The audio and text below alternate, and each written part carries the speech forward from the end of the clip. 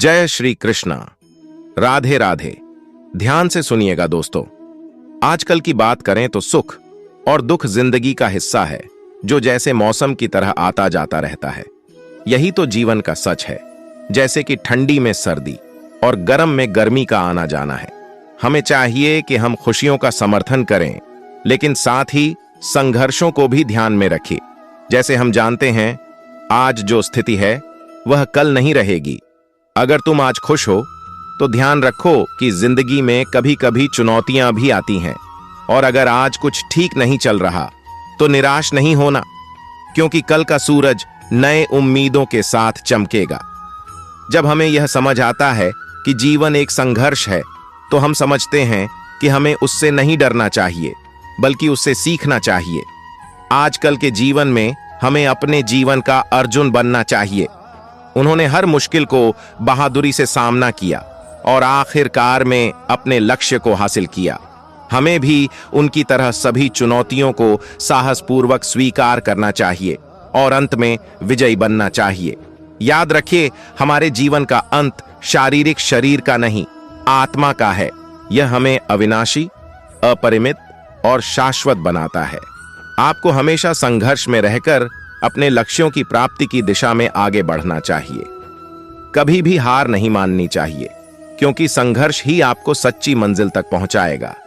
श्री कृष्ण जी कहते हैं, दुनिया में रहकर और सभी के साथ मिलकर हमें जो भी समय मिले, हमें उसका सही उपयोग करना चाहिए।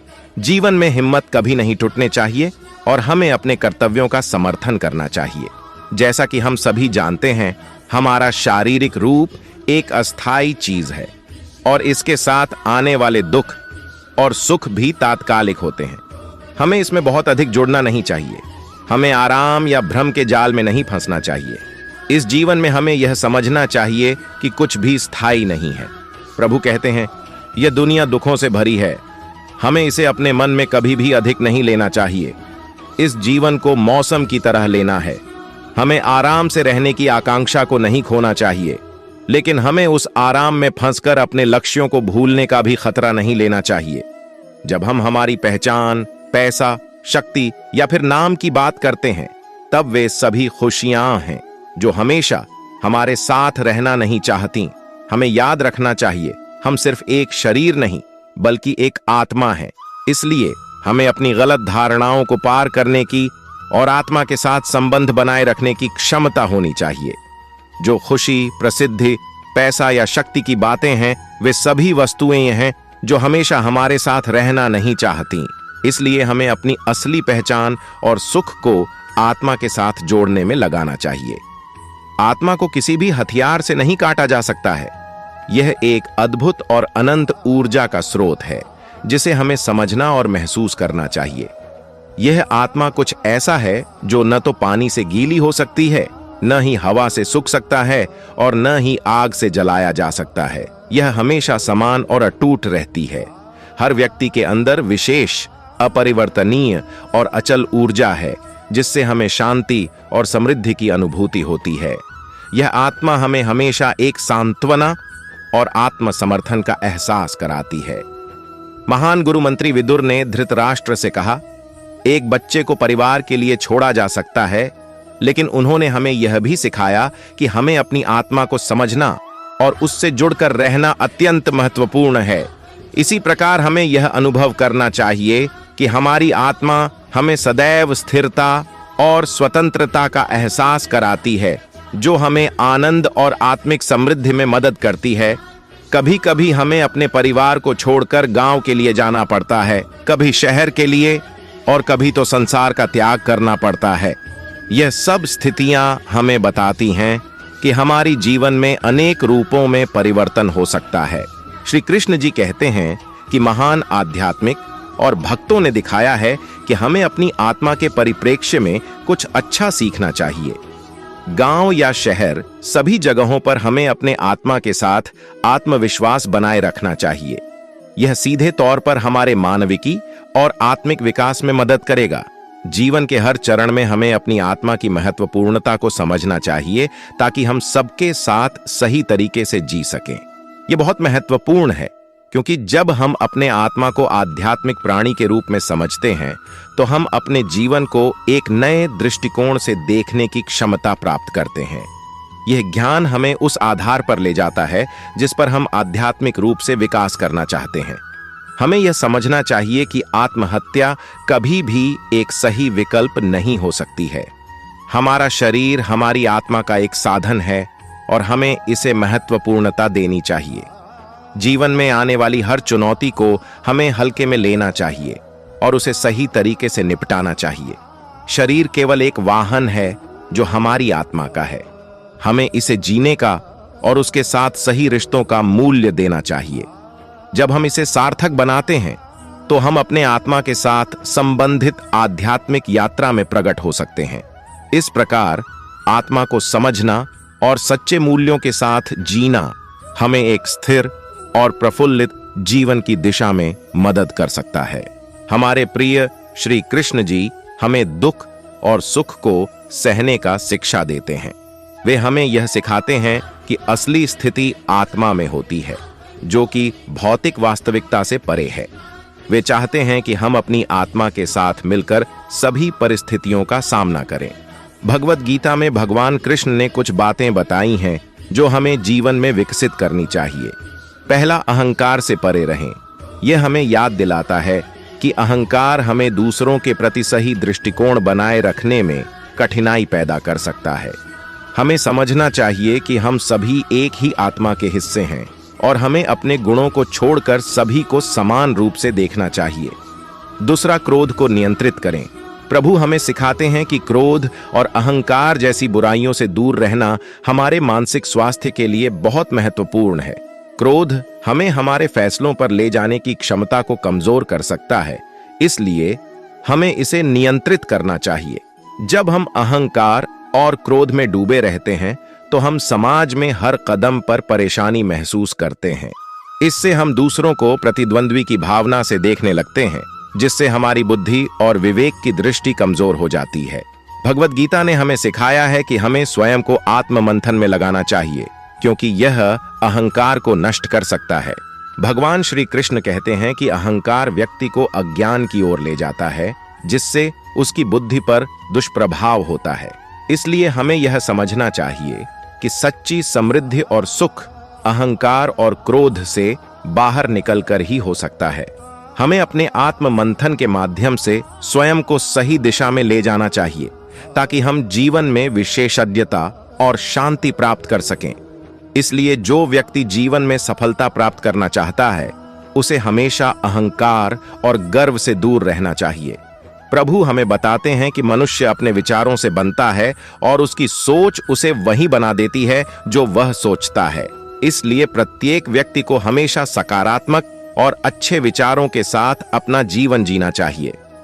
अगर आपके मन में सकारात्मक और प्रेरणादायक विचार हैं, तो आपका जीवन भी सकारात्मक रहेगा। लेकिन अगर आपके मन में बुरे विचार हैं, तो आपके जीवन में कोई बुरी स्थिति आ सकती है। इसलिए हमें हमेशा अपने मन को प्रेरित करने वाले और सकारात्मक विचारों में रहने का प्रयास करना चाहिए। भगवान हमें यह सिखाते हैं कि अगर हम खुद को मजबूत बनाना चाहते हैं, तो हमें अपने मन में सोचना चाहिए कि हम मजबूत हैं, क्योंकि मजबूत होने का विचार ही हमें मजबूत बना सकता है। आलस्य, भय और कायरता मनुष्य के दुश्मन हैं, जो उसे सफलता से रोकते हैं।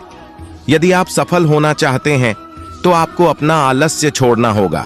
आलस्य से मुक्ति प्राप्त करके ही हम अपने लक्ष्यों की प्राप्ति में सफल हो सकते हैं, और भय और कायरता को पार करके ही हम अपने असली पोटेंशियल को पहचान सकते हैं और आगे बढ़ सकते हैं।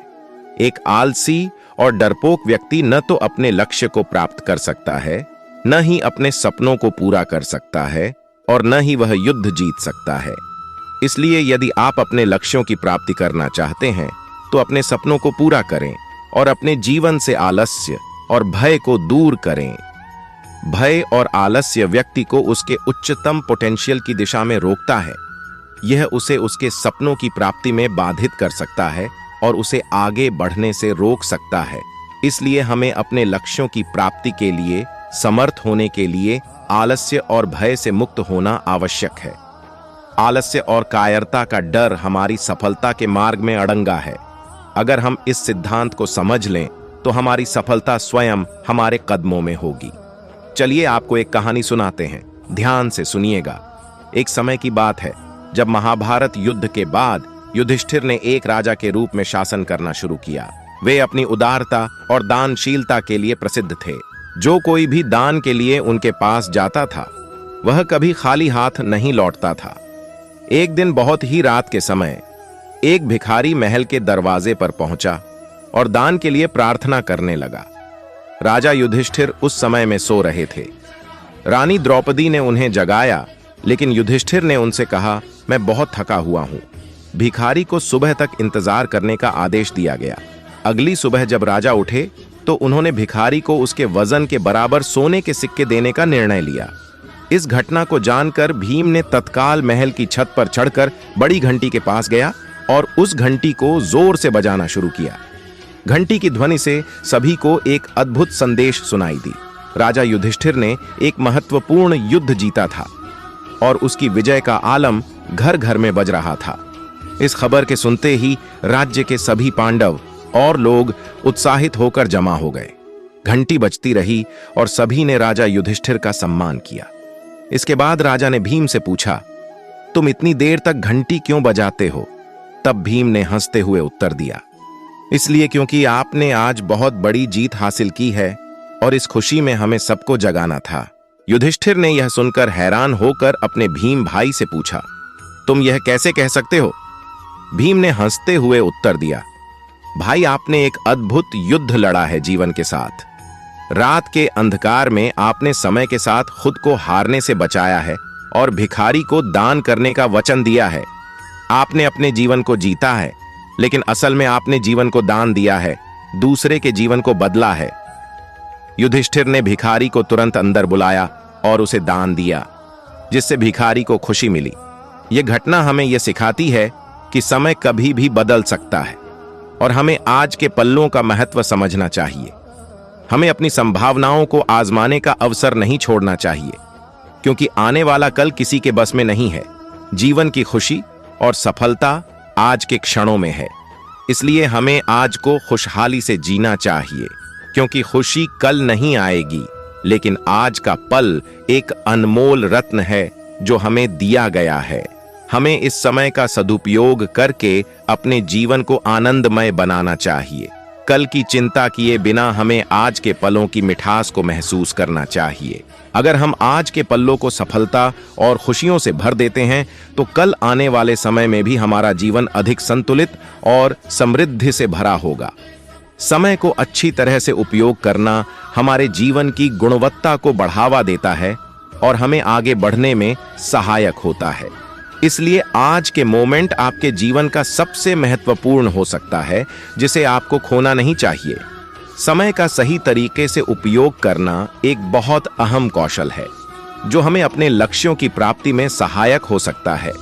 यह न केवल हमारे व्यक्तिगत जीवन को संगठित और उत्कृष्ट बनाए रखता है, बल्कि हमें अपने सामाजिक और पेशेवर क्षेत्र में भी सफलता प्राप्त करने में मदद कर सकता है। एक अच्छे समय प्रबंधन के लिए हमें आत्मनियंत्रण और लक्ष्य स्थापित करने की आदत डालनी चाहिए। समय को बर्बाद करने वाली आदतों से बचना हमारी क्षमताओं को और बढ़ा सकता है और हमें अपने कार्यों पर ध्यान केंद्रित करने में मदद कर सकता है। अगर हम चाहें तो समय के साथ मित्र बन सकते हैं और अपनी जिंदगी को अधिक उत्कृष्ट बना सकते हैं। इसलिए अपने समय को यदि हम सही ढंग से उपयोग करते हैं तो इससे हमें अधिक सकारात्मक और सतर्क बनने में मदद मिलेगी। दोस्तों, इस वीडियो में इतना ही। मिलते हैं अगली वीडियो में। अपना ध्यान रखिएगा। जय श्री कृष्ण, राधे राधे।